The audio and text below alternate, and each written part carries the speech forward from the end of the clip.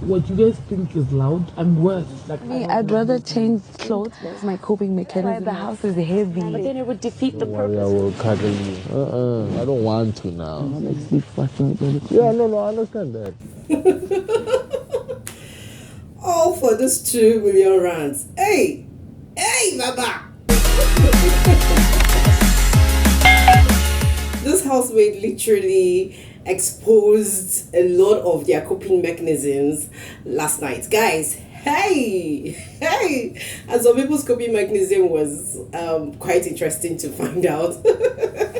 You guys, I'm going to be telling you all about the conversation that happened between Ntabio, Mpo, and Nale. Amongst Ntabio, Mpo, and Nale, and the conversation that happened between GASH1 and Thato. And guys, the highest highlights for last night was the conversation, the situationship that we actually found GASH1 and Sister Tamara in. You guys, you know I love to keep it real in my channel. I'm going to be spilling all the juicy details about all that.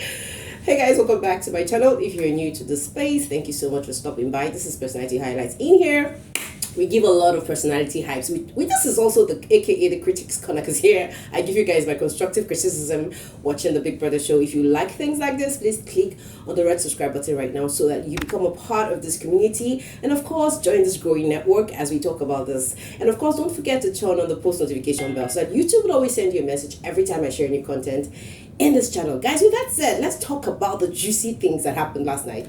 So guys, literally there's been so much conversation. You guys know there's been beef here and there, Venice and Tabio, Cold War and everything. We saw Venice actually complain to Nali earlier in the day about all that. Nali actually complimented her for moving downstairs for her mental state's sake. And then guys, Nali actually ended up doing that thing that Venice couldn't do. She actually walked up to Tabio and they were having a conversation. And you guys, Ntabio actually exposed that she's a very loud person. Like, that's her personality type. And then Paul was also talking about her personality type, that she changes like 4 times in a day, 5 times in a day, that she has a lot of moods in the house, and then whenever she feels like she's not getting it, she just goes and just throws away a dress and puts on another one. So literally, guys, it was just Nale saying, okay, you guys, I understand. I'm not trying to encourage you to keep up with this stuff, but it's okay. If this is how you cope, this is your narrative, if this is your personality, if this is your purpose, then fine, it's all good. So it was actually very, very interesting. Like, they started talking about how everybody got into the show not knowing how much was at stake, 2 million rands. They're just coming into the show, audition and all that, just because it's Big Brother show, and then eventually finding out that it was 2 million rands, and then they had to start becoming strategic. And basically, Nali was actually saying that she has been shooting herself in the leg because she came here to have fun, and it looks like right now it's jeopardizing her game. It was literally a very, very interesting conversation. And then Mpo was busy analyzing how the show is, how everybody's switching, how everybody's not leaving themselves. Like, it was just like a very mixed up kind of conversation. And literally the main focus of this conversation was talking about how these housemates were coping with each other and all that. And I was like, yeah. I mean, at the end of the day, I actually found out that Ntabio and Paul were actually not such a very, like, they didn't really have that bad vibe all these housemates were talking about. It's all about understanding and having conversations, like I said. I mean, how I wish it was Venice that was with Nale at that point, having this conversation. I mean, they would have ended up becoming besties. And you guys, for the record, Nale does not really have a circle. Venus does not really have a circle. So for me, I felt like Nale is now suddenly becoming sensible. Like, okay, you know what? I need alliances. I need to stop listening to what Tools is telling me. I need to stop listening to what Venus is telling me, and actually go and confront these ladies and actually talk to them about how the house feels about them. I mean, that was so. I mean, I literally loved Nali for doing that last night. It literally gave me another beautiful perspective of Nali is not really that chill person or that calm person. I think I love that fact that she was really that straight, with talking to Ntabio and Bo about their attitude and how every other person was perceiving them and how they probably needed to adjust themselves and all that. Guys, let me move away from that conversation and talk about the real gist. You guys know I love to keep it real. I kind of take you through the conversations, and then we had this conversation between Thato and GASH1. Hey, Thato was doing what she's supposed to be doing now, downloading everything that has happened through the day about the normal things. You guys know GASH1 is like the superstar in the house right now. Everybody's literally talking about GASH1. So, of course, they were then having that conversation, and then GASH1 was like, you know what? those massages you gave me, I don't want it to ever stop. I love those massages, blah blah blah blah blah. And I'm like, I love the fact that you fell for tattoo, because she has your mobile. She's going to prepare you. I mean, literally, I love Tato's energy. I'm not gonna lie, this relationship is the one I have been looking for the most in the house, and I'm so excited that it's here. Like, literally, you guys know that there's no more circle anything, there's no more relationship anything. The only two love circles we're seeing, the only two love situationships we're setting, situationship settings we're seeing, or we have to see now, is just the conversations that happen between Kashwan and Tato. And guys, it's not even really love, but it's like, okay, we're getting the love vibes. I don't know what's up with this picnic thing. I can't wait to see how Tato and Kashwan is going to end up, with that picnic, and how the narrative is going to change around this way they feel about each other. But it was quite cool. And you guys know, suddenly it has become a ritual for Kashwan that after every conversation with Tato or something, when it's time for good night and all that, he'll just leave Tato and say, you know what, I need to go and say good night to Sister Tamara. What did you do? Okay, what's up? Nothing, just came to say. Hey! And it was loud. Hey! At the end of the day, we heard Sister Tamara talking about her own coping mechanism. Hey!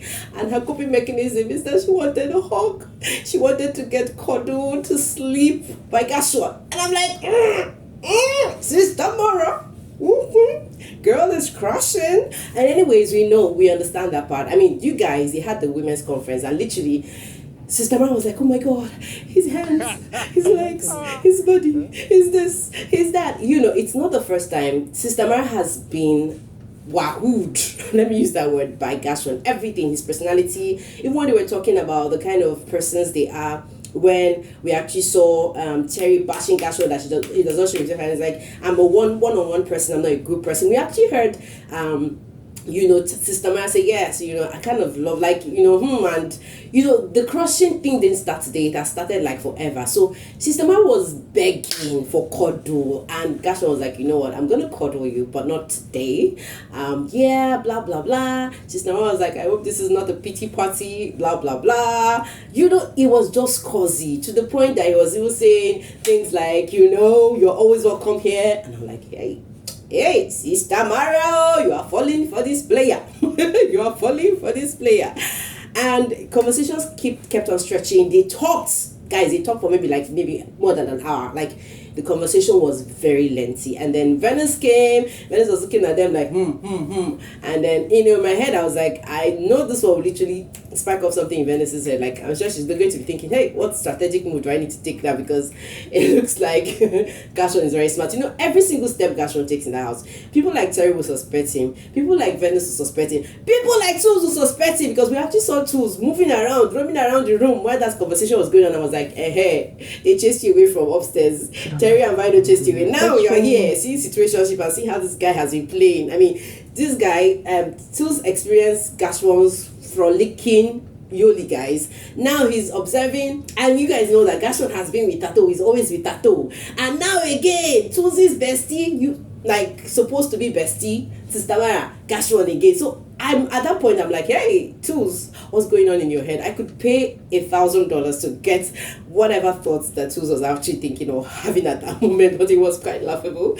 And then at the end of the day, Kashwan actually literally told Sister Mara that he understands everything, but that there's this thing that, there really has to be a boundary between the limits. I mean, like, they have to draw the line as to what they do and what they do not do. And Sister Mara like, that she do not say she does not have sex or anything, but, Sister Mara is crushing on Kashwan. That's just a legit thing. Like, that is just literally the whole conversation that happened last night. And in my mind, I was like, hey, how I wish Kashwan has actually ended up cuddling Sister Tamara to bed. Like, hey, I'm sure somebody would have released. I'm sorry, you guys, but that was how loud it was. It was loud. At the point, I was even angry that they were. Sister Tamara, of all people, was speaking in hushed tones. Like, I couldn't really make out all the conversation. My ears were just to the ground. Like, I wanted to hear every single detail. Well, it was quite interesting. The summary was, Sister Tamara is crushing.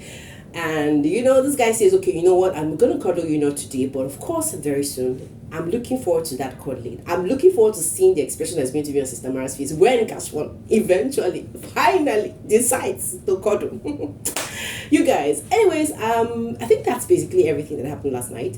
Yeah, you guys, let me know what you think. I mean, the coping mechanisms, when we look at it, I mean, it's very, very interesting to see that. I think the way some of these housemates have been reacting is not understanding that some of these people have to react in their own skin. They have to be themselves.